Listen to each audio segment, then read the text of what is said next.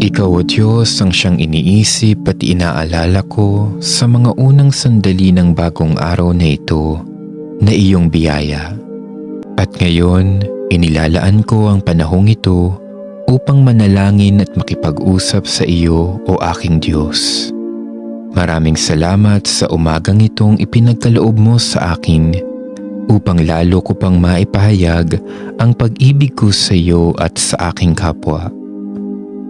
Bantayan mo ako at gawing ligtas sa buong maghapong ito.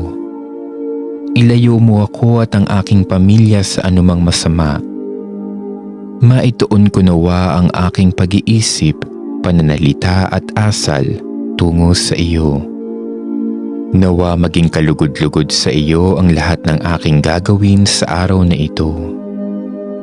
Ipadala mo ang iyong espiritu nang magampanan ko ng buong katapatan at pagmamahal ang lahat ng aking tungkulin sa araw na ito.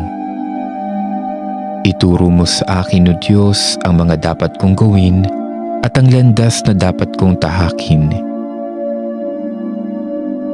Maipahayag ko nawa sa aking mga mumunting gawain ang nag-uumapaw na pag-ibig ko sa iyo, O aking Diyos. Bigyan mo ako ng tapang, lakas at pag-asa nang maharap ko ang mga pagsubok at mga suliranin ko sa buhay. Tulungan mo kaming lahat na nanalig sa iyo sa lahat ng pagkakataon. Panatag at buo ang aking pagtitiwala na kasama kita sa buong maghapon. Hindi mo ako pababayaan at alam kong kaagapay kita anuman ang mangyari sa araw na ito. Ngayong umaga, basbasan mo ako at ang aking pamilya. Ipadama mo sa akin, pati na rin sa mga mahal ko sa buhay, ang iyong kapayapaan at dakilang pagmamahal sa amin. Sa iyo kami umaasa at nananalig. Gabayan mo nawa kaming lahat nang umayon sa kalooban mo ang aming mga pagkilos at paggawa sa araw na ito. Mamuhay nawa kami sa liwanag ng iyong pagmamahal sa umagang ito at sa buong maghapon.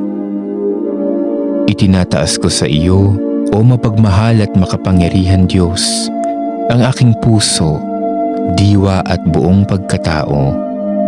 Manahan at manatili ka sa aking piling, O Diyos. Basbasan mo ako at biyayaan ngayong umaga at sa buong araw na ito. Ang lahat ng ito ay hinihiling ko sa pamamagitan ni Kristong aming Panginoon. Amen.